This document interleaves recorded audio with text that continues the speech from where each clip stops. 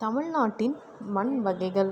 மண் என்பது வானிலை சிதைவு மற்றும் அரிப்பினால் பாறைகளுக்குள் சிதைந்து உருவாகும் துகள்கள் ஆகும். இது வேளாண்மைக்கு முக்கிய கூறாக அமைகிறது. இது தாவரங்களின் வளர்ச்சிக்கு அவசியமான கனிமங்கள் மற்றும் ஊட்டச்சத்துக்களை அளிக்கிறது. மண் உலகின் இன்றியமையாத மற்றும் புதுப்பிக்க இயலாத வளமாகும். 2 அங்குல வளமான மண் உருவாக 300 முதல் 1000 ஆண்டுகள் ஆகின்றன.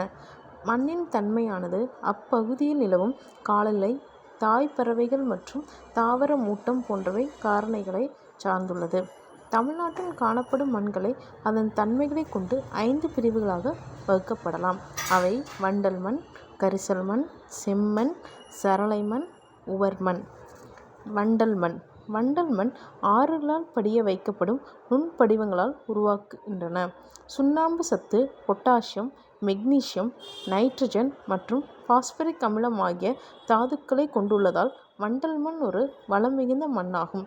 இது மண்ணில் நைட்ரஜன் மற்றும் இலைமக்குகள் குறைவாக உள்ளன. இது நுண்துளைகள் மற்றும் களிமண் கலந்த மண்ணாகும். நெல், கரும்பு, வாழை மற்றும் மஞ்சள் போன்ற பயிர்கள் இம்மண்ணில் பயிரிடப்படுகின்றன. தமிழ்நாட்டின் ஆற்று பள்ளத்தாக்குகள் மற்றும் கடற்கரையோர பகுதிகளில் இம்மண் காணப்படுகிறது. தஞ்சாவூர், திருவாரூர், நாகப்பட்டினம், விழுப்புரம், கடலூர், திருநெல்வேலி மற்றும் கன்னியாகுமரி மாவட்டங்களில் இவ்வகை மண் அதிகமாக காணப்படுகிறது.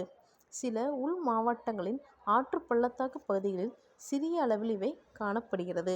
கரிசல் மண். தீப்பாறைகள் சிதைவடைவதன் மூலம் கரிசல் மண் உருவாகிறது. இது ரிகர் சாயில் என்றும் அழைக்கப்படுகிறது. இம்மண்ணில் பருத்தி நன்கு வளர்வதால் பருத்தி மண் என்று அழைக்கப்படுகிறது.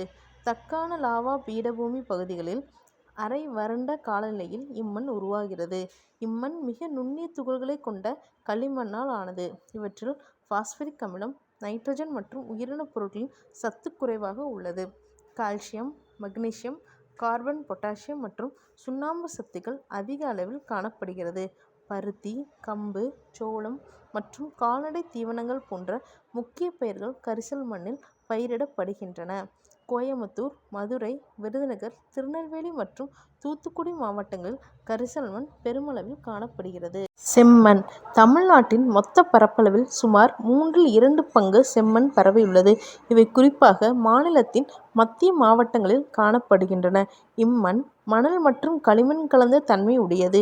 இருப்பினும் இம்மண்ணின் தன்மைகள், அவை உருவாகும் விதம், மண் உருவான காலநிலை ஆகியவற்றை பொறுத்து மாறுபடுகிறது. செம்மண் நுண்துகள்களை உடையதால் ஈரப்பதத்தை தக்க வைத்துக் கொள்ளும் தன்மையை பெறவில்லை. இரும்பு ஆக்சைடுகள் அதிகளவில் காணப்படுவதால் செம்மண் சிவப்பு நிறத்துடன் காணப்படுகிறது. நைட்ரஜன், பாஸ்பரஸ் அமிலம் மற்றும் இலைமக்கு சத்துக்கள் இம்மண்ணில் குறைவாக காணப்படுகிறது. நெல், கேழ்வரகு, புகையிலை மற்றும் காய்கறிகள் ஆகியன இம்மண்ணில் பயிரிடப்படும் முக்கிய பயிர் வகைகளாகும்.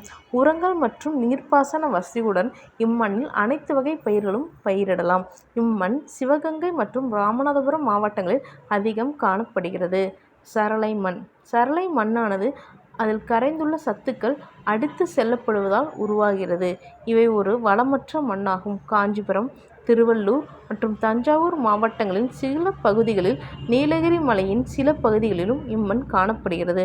நெல், இஞ்சி, மிளகு மற்றும் வாழை ஆகியன இம்மண்ணில் விளைகின்றன. தேயிலை மற்றும் காபி பயிரிடுவதற்கு இம்மண் ஏற்றதாக உள்ளது. உவர்மண். தமிழ்நாட்டின் சோழமண்டல கடற்கரை பகுதிகளில் மட்டுமே இம்மண் காணப்படுகிறது. வேதாரண்ய பகுதியிலும் குறிப்பிடத்தக்க அளவில் உவர்மண் காணப்படுகிறது. டிசம்பர் 26, 2004 ஏற்பட்ட சுனாமி அலைகளின் அதிக அளவில் மண் படிவுகளை தமிழ் கடற்கரை பகுதியில் படிய வைத்துள்ளன. இதனால் கடற்கரையில் சில பகுதிகளில் பயிரிட உகந்ததாக இல்லை. மண் அரிப்பு. மண் ஒரு புதுப்பிக்க இயலாத வளமாகும். மண் அரிப்பு ஒருமுறை ஏற்படுவதன் மூலம் புதுப்பிப்பது எளிதான செயல் அல்ல.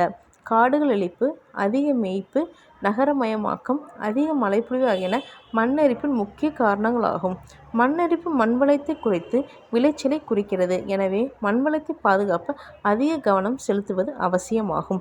மண்ணரிப்பு என்பது இயற்கை காரணிகள் மற்றும் மனித செயல்பாடுகளினால் மண்ணுக்கு மேலெடுத்து நீக்கப்படுவதால் அல்லது அரிக்கப்படுவதால் ஆகும். மண்ணரிப்பு மண்ணின் வளத்தை குறைத்து வேளாண்மை உற்பத்தியை குறைக்கிறது. ஓடும் நீர் மற்றும் காற்று மண்ணரிப்புக்கு முக்கிய காரணிகளாக உள்ளன. அடுப்பு அரிப்பு, ஓடை அரிப்பு மற்றும் நீர்ப்பள்ள அரிப்பு ஆகியவை மண்ணரிப்பின் முக்கிய வகைகள் ஆகும்.